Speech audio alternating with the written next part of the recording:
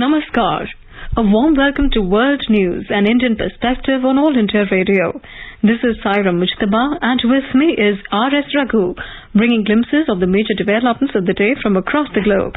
Over the next half an hour, we shall bring you the latest from the world of politics, economy, sports, entertainment and more. The headlines. Prime Minister Narendra Modi lays foundation stone of WHO Global Center for Traditional Medicine at Jamnagar in Gujarat, says India will provide best healthcare system to the world through this center. India's Finance Minister Nirmala Sitharaman holds meeting with IMF MD Kristalina Georgieva in Washington, says that India is entering into new economic activities which will help resolve some of global supply chain issues. Sri Lanka requests for emergency financial help from IMF. Ukraine's President Volodymyr Zelensky says that Russia has launched an assault to seize eastern Donbass region. World Liver Day being observed to motivate people to adopt healthy lifestyle and spread awareness about liver diseases. 3 Indian grapplers win bronze medals on first day of Asian Wrestling Championship in Mongolia. And in Eiffel cricket, Royal Challengers Bangalore set victory target of 182 runs before Lucknow Super Giants in Navi Mumbai.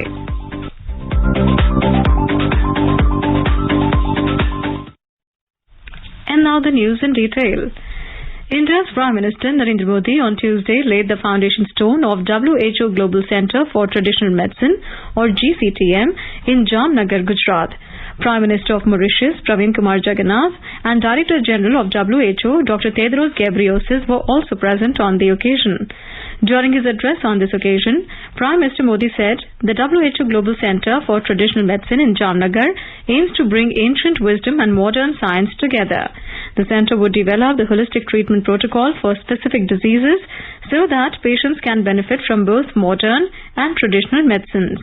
Mr. Modi said WHO Global Center for Traditional Medicine will immensely help to compile data for formulation of policies for safe and cost-effective use of traditional medicines. He expressed his thanks to Dr. Tedros, Director General of World Health Organization, for WHO Global Center for Traditional Medicine in Jamnagar, Gujarat. The Prime Minister said India will do full justice to this new partnership of WHO with it by providing best healthcare system through the world through the center. मैं doctor Tedros को विश्वास दिलाता हूं कि आपकी आशा और अपेक्षा के अनुसार हम खरे उतरेंगे। WHO ने ट्रेडिशनल मेडिसिन के सेंटर के रूप में भारत के साथ एक नई पार्टनरशिप की है। ये ट्रेडिशनल मेडिसिन के क्षेत्र में भारत के कंट्रीब्यूशन और भारत के पोटेंशियल दोनों का सम्मान है। भारत इस पार्टनरशिप को पूरी मानवता की सेवा के लिए बहुत बड़ी जिम्मेदारी के रूप में ले रहा है। ये सेंटर दुनिया भर में फैली पारंपरिक चिकित्सा से सहयोग से दुनिया के लोगों को बेहतर मेडिकल सॉल्यूशंस देने में मदद करेगा। Director General of World Health Organization, Dr. Tedros Ghebreyesus, thanked Prime Minister Modi for this multiple facility WHO center.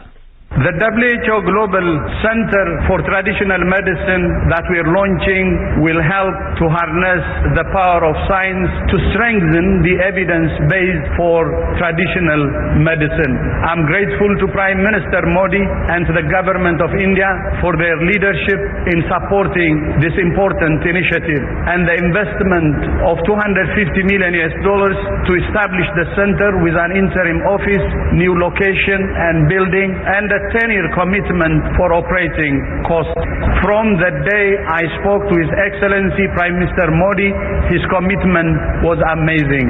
And I knew that this center would be in good hands. And that's what we're seeing. So thank you so much for your leadership, Your Excellency. Prime Minister Modi also expressed his gratitude to the Prime Minister of Mauritius, Praveen Kumar Jagannath. Speaking on this occasion, Mr. Jagannath expressed his happiness for the setting up of WHO Global Center for Traditional Medicine in Jamnagar. Our country became one of the rare countries outside India where the practice of Ayurvedic treatment is duly regulated. Mauritius is committed to working with the WHO and partner countries like India. I have no doubt that refocusing on the traditional ways of healing will enable us to mitigate and cure various diseases and ailments that are afflicting the whole of humanity in today's stressful world. Prime Minister of Bangladesh, Sheikh Hasina, Prime Minister of Bhutan, Lotay Tshering, and Prime Minister of Nepal, Sher Bahadur Deuba, conveyed their greetings for WHO Global Center for Traditional Medicine through a video message.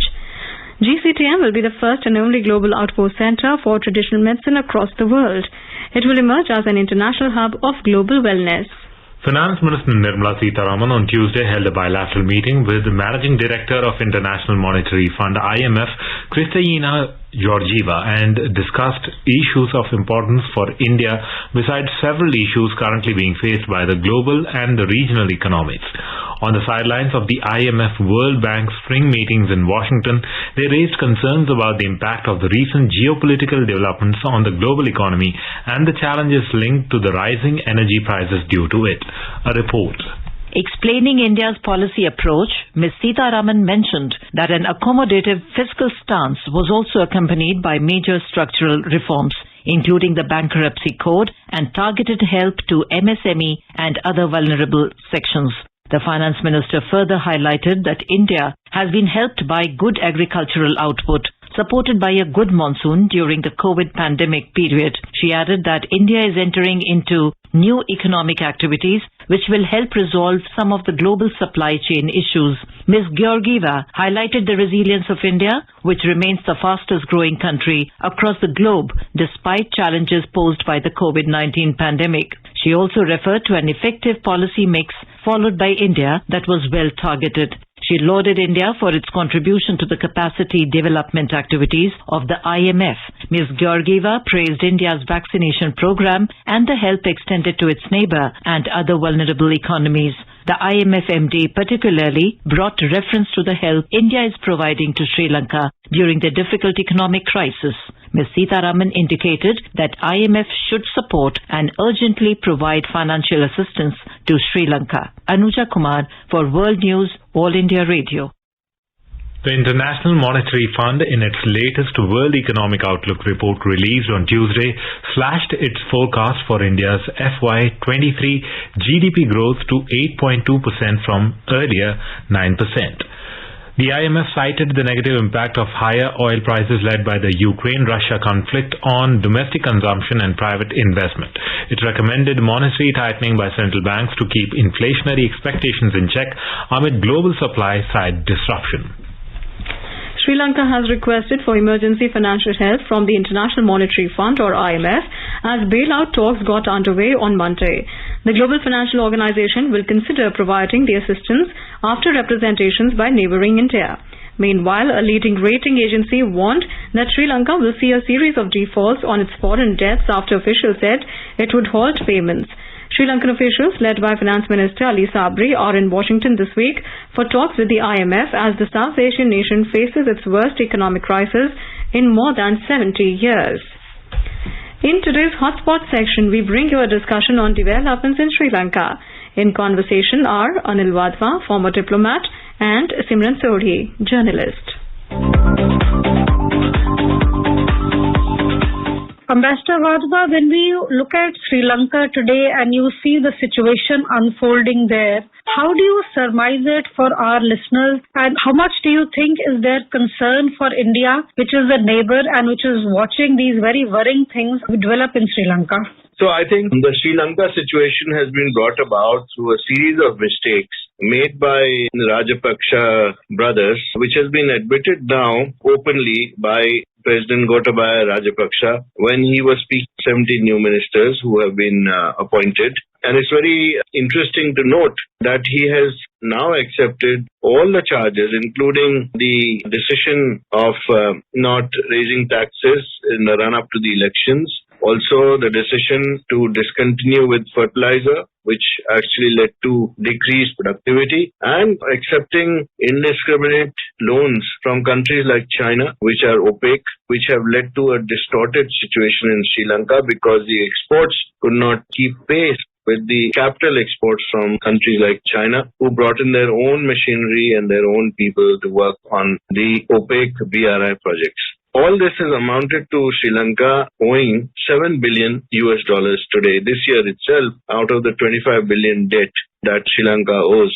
No wonder that Sri Lanka does not have enough money to import essentials and they have also decided that they will default on their loans and have finally agreed to go to the IMF, which has of course imposed conditions, and they have agreed to those conditions so that the IMF can disburse $4 billion to Sri Lanka under the RFIO, the Rapid Financial Instrument Window. And this of course will be some amount of respite for Sri Lanka, but ultimately India will also suffer with Sri Lanka because it's such a close neighbor.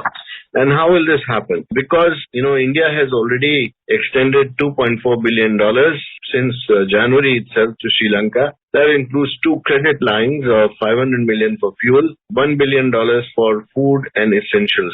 They will run out of this money within 4 months, given the current situation. And of course, the IMF loan will shore them up even further. But look at the irony of it, where China, for instance, has refused to restructure the loans, even though these were given under opaque conditions. And neither has China agreed to extend any new loans. They keep saying they would do so, but nothing has materialized in effect. So India will be left with a situation where there could be refugees coming into India from Sri Lanka, given the conditions, the shortages, etc., the writing over there. And at the same time, there could be a situation where Sri Lanka will once again throw up its arms and say that they need more assistance in terms of financial assistance, loans, etc. So all in all, it's not a good situation for India in the light of the situation in Sri Lanka. Ambassador Wadhwa, we also see, and as you pointed out, the President and the Prime Minister have also faced a lot of public protest, and people are angry at the political leadership in Sri Lanka. The President and the Prime Minister, of course, remain in office, but some of their relatives have recently lost their cabinet seats in what was seen also as an attempt to pacify the protesters. But this has also been done without giving up the family's hold on power. How much do you think is this justified, this public anger which has been directed at the Rajapaksas, both the brothers who are the President and the Prime Minister? And also, how linked is the political crisis and the economic crisis which we currently see ongoing in Sri Lanka? The fact that 3 of the Rajapaksa brothers have been dropped from the new cabinet, Charmal, Basil and Namal, means nothing much because obviously, like you said yourself, Mahinda Rajapaksa as Prime Minister and Gotabaya Rajapaksa as President stay in power, and they are the main people, so their hold and power remains. To take off the pressure, the President Gotabaya Rajapaksa has accepted the demand that there would be changes made to the constitution of Sri Lanka, where there would be changes made in the powers of the executive, the judiciary and the legislature, and some presidential powers would be clipped. But it remains to be seen what these proposals will be and how much actually happens on the ground. If you look at what has happened to Sri Lanka today, the petrol is selling at 338 Sri Lankan rupees per litre, which is unprecedented. And obviously, when you have this situation, when you have food shortages, when you don't have essentials, when you have power cuts, then the people of Sri Lanka are absolutely fed up with this kind of administration. And they would like the Rajapaksas to go, but the Rajapaksas have taken the plea that according to the constitution and according to the parliamentary practice, which is practiced in Sri Lanka, they don't have to resign in these circumstances. So you will have a situation where there will be continued unrest in Sri Lanka on the streets. The people will not be satisfied by cosmetic changes of 17 new ministers. Perhaps the IMF loan, when it comes, will ameliorate the situation somewhat. I don't see the situation improving with regard to tourism, given the internal situation in Sri Lanka. And neither will remittances increase, given the situation in Ukraine. And, in this situation, if you take it cumulatively, the problems for the local population will only increase going forward. So in this scenario, I think it's going to be difficult for Sri Lanka to stabilize over the next few months. It'll probably take them a couple of years to stabilize if all goes well. And of course, they will need a lot of assistance from other countries who are their friends like India. Ambassador Wadhwa, as you also pointed out, we've seen the tourism was one of the main revenue sources for Sri Lanka. And we have seen that people in Sri Lanka have endured months months of shortages now of essentials like food, cooking gas, fuel, medicine. They've been lining up for hours to buy the limited stocks available. And we've also seen that the COVID-19 pandemic has also added its own bit to this crisis. Because of the COVID, the tourism industry dipped and everything. We also see that COVID, even though it is kind of on a back foot, it really hasn't gone away. Do you feel that this continuing pandemic situation, tourism staying low, and as you pointed out, these internal conditions in Sri Lanka will also mean that the tourism industry, which brings it so much of revenue, is unlikely to pick up? So it's going to make life for Sri Lanka more difficult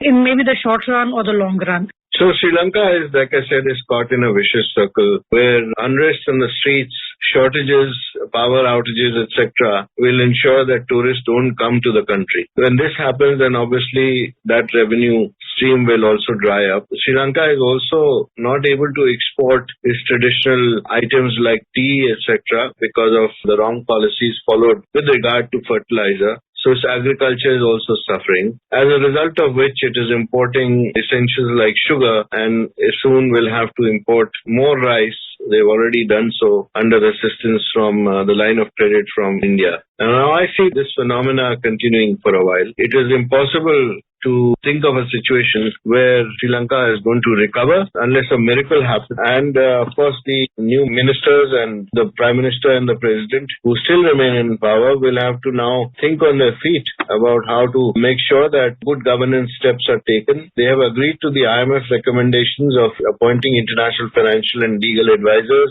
and a possible restructuring program, which they have been resisting for some time. These are all conditionalities which come with IMF loans. It will have its own ripple effect on the Sri Lankan economy, and the people of Sri Lanka do not see much hope if this continues. Some of the amount of anger would have been deflected had the Rajapakshas quit, but that has not happened, as I said, and they've decided to stay on and to weather the storm. So we will have to see how it goes in the future. Ambassador Wadhwa, how do you look at the role of neighbors? You've talked a little about India. If you could talk a little more about China. We've also seen that under the Rajapaksas, Sri Lanka did develop close ties with China. There were loans coming from China and China was heavily investing into Sri Lanka. Do you think this debt diplomacy of China has also added to the woes of Sri Lanka? And do you feel that in the long run, if we look at how the situation has panned out, China really isn't acting like a friend to Sri Lanka in its time of crisis? You're absolutely right, because the Chinese loans alarm bells were ringing 2 years ago itself when 70% of foreign reserves were being spent on servicing of debt. So, in 2022, this year, as I said, $7 billion are now due as debt. But most of this debt has grown because of reliance on China for its investments into infrastructure projects. Chinese investments between 2006 and 2009 were $12 billion.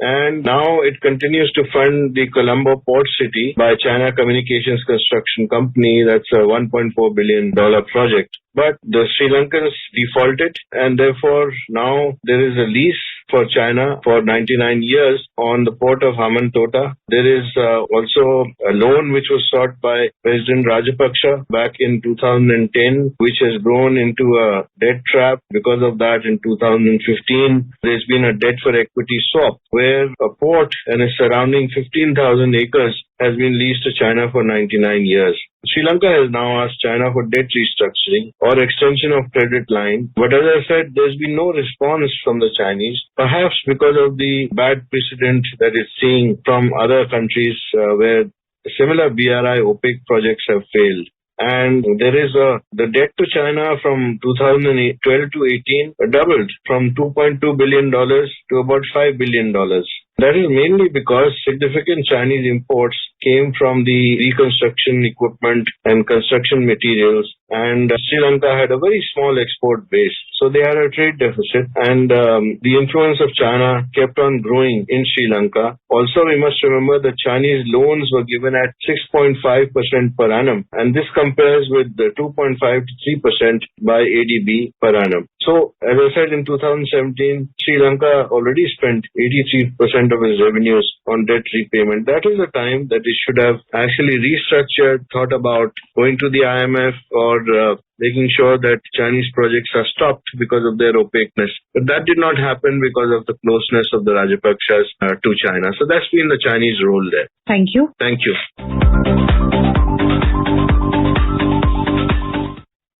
The government of Bangladesh signed an important financing agreement of $250 million with the World Bank on Monday to help build economic resilience and sustain economic growth following the COVID-19 pandemic. The Bangladesh First Recovery and Resilience Development Policy credit is the first in a series of 2 credits provided by the World Bank. This is All India Radio, giving you the news. For quick news updates round the clock, follow us on Twitter at AIR News Alerts. Ukraine's President Volodymyr Zelensky has said that Russia has launched an assault to seize the eastern Donbass region. In a video address, Mr. Zelensky said, Moscow bombarded cities with rockets and artillery fire on Monday, and that the battle for the Donbass has begun. Ukraine's top security official, Oleksiy Danilov, said that Russia tried to break through Ukrainian front lines in the region. The offensive has been long expected after Russia failed to seize Kiev. Russia initially appeared to want to capture major Ukrainian cities and topple the government. But after facing stiff resistance, Russian defense officials said that its main objectives in the first stage of the operation had been generally accomplished and its forces were moved from areas around the capital. They announced plans to redirect the focus of the operation towards the liberation of the Russian-speaking Donbass region. Migrants attempted to cross the US-Mexico border at the highest level in 2 decades as the United States prepares for even larger numbers with the expected lifting of a pandemic-era order that turned away asylum seekers. According to US Customs and Border Protection data, immigration authorities stopped migrants 221,303 times along the southwest border in March, a 33% increase from a month earlier. The new figures were disclosed as the Biden administration comes under increasing pressure over the looming expiration of a public health order that enabled U.S. authorities to turn back most migrants, including people seeking asylum from persecution. The number of migrant encounters has gone up nearly every month since President Joe Biden took office. 19th April is World Liver Day. It is observed on every 19th April to motivate people to adopt a healthy lifestyle, avoid eating oily and greasy food and spread awareness about liver diseases. As per the World Health Organization WHO, liver ailments amount to the 10th most common reason for death in India. Diseases like hepatitis B, C and hepatocellular carcinoma often occur because of bad lifestyle choices, excessive consumption of alcohol and drugs, continuous intake of unhealthy food over a long period, inactive lifestyle and lack of exercise. 19th April is special day for India's space mission, as on this day in 1975, India's first unmanned Earth satellite Aryabhat was shot into space. With this, India became world's 11th nation and second developing country after China to orbit a satellite. The mission was X-ray astronomy for the detection and study of X-ray emission from outer space, study of solar neutron and gamma rays emanating from the sun, and study of aeronomy including ionosphere. On the first day in Asian Wrestling Championship in Mongolia, 3 of the 5 Greco-Roman wrestlers of India, including Sunil Kumar, won bronze medals on Tuesday. In the 55-kilogram competition, Arjun Halakurki defeated Davabandi Monk Erdin 10-7 in the bronze playoff. In 63 kgs, Neeraj got the better of Uzbekistan's Islamjon Bakhamov 7-4 to earn the bronze medal. In IPL cricket, Royal Challengers Bangalore have set a victory target of 182 runs before Lucknow Super Giants at the Dr. D.Y. Patil Sports Academy in Navi Mumbai. In reply, Lucknow Super Giants were 108 for 4 in 13.3 overs when reports last came in. Earlier, Lucknow won the toss and elected to field first. Rajasthan Royals beat Kolkata Knight Riders by 7 runs at Brabourne Stadium in Mumbai on Monday. Now let us take a look at the major developments around the world as reported in the foreign press. Let us take a look at the press reports on China. Global Times reports that over 20 cities or regions across China, collectively home to about 50 million residents, are currently under static management to fight sweeping Omicron flare-ups. South China Morning Post reports that massive surge of COVID-19 cases in Shanghai city has hit China's shipbuilding industry. Many media houses write that China's first quarter GDP growth of 4.8% on year beats forecast, but lockdown woes Ukraine crisis leave it in distress. Washington Post writes China tries to cover lockdown strains on Shanghai's frontline workers. CNN reports remote Japanese island of Yonaguni ramps up defenses as tensions rise between Japan and China. Now let's have a look at the press reports on Nepal. The Himalayan Times reports that election fever has gripped the entire Nepal, with the Election Commission and all political parties focused on the local level elections slated for 13th of May. The Rising Nepal reports that the ruling parties in Nepal are expected to give a final form to the agreement on electoral coordination among them at the local level election. Now let's have a look at the press reports on Pakistan. ANI has published a report on its website which reveals that Digital Forensics and Fact-Checking Center confirm that many imposters in Pakistan are using the digital platform to carry out pro-China and pro-Pakistan narratives through fake Twitter accounts. Daily Times reports that Pakistan Muslim League Nawaz spokesperson Mariam Aurangzeb said the nation has had to decide whether they wanted to stand by those who were meticulously pursuing the agenda of development and prosperity, or to be misled by the propaganda of Pakistan Tehreek-e-Insaf chairman Imran Khan. Now let's take a look at the press reports on Bangladesh. At least 25 people, including 7 journalists, were injured as students of Dhaka College and traders locked in clashes again in Dhaka's New Market area this morning, reports the Daily Star. The Editors' Council of Bangladesh has expressed concern over the newly placed mass media employees bill, saying it will give bureaucracy more control over media, reports the Business Standard. Now let us take a look at the press reports on Afghanistan. The Frontier Post reports Richard Bennett, the Special Rapporteur of the United Nations Human Rights Council for Afghanistan, said that in his visit to Afghanistan he will investigate human rights violations.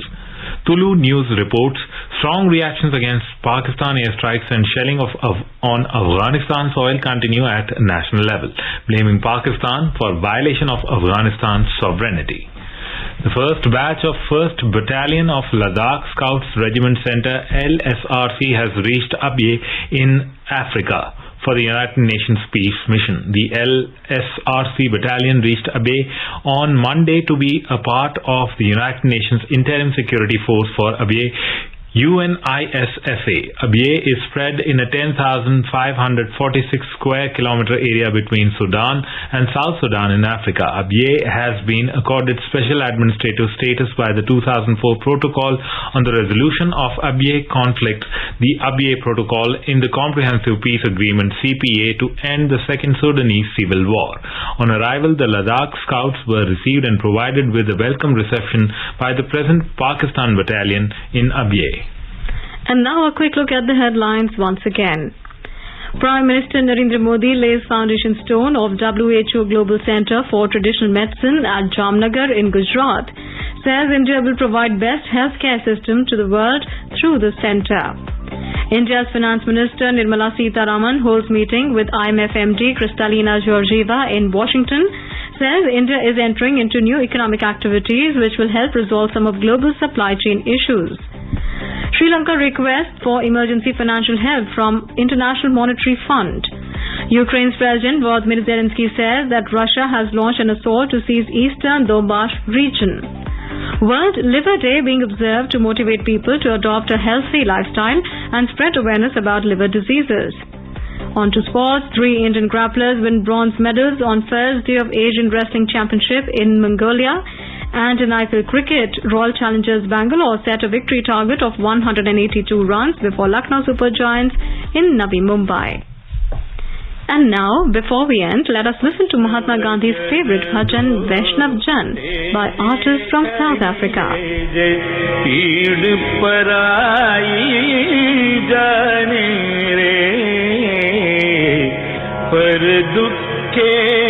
उपकार करे तो ये पर दुखे उपकार करे तो ये मन अभिमान नाने रे वैष्णव जन तो तेने कहिए जय पीड़ भेद पराई जाने रे. And with that, we end this bulletin. We'll be back at the same time tomorrow with the next edition of World News.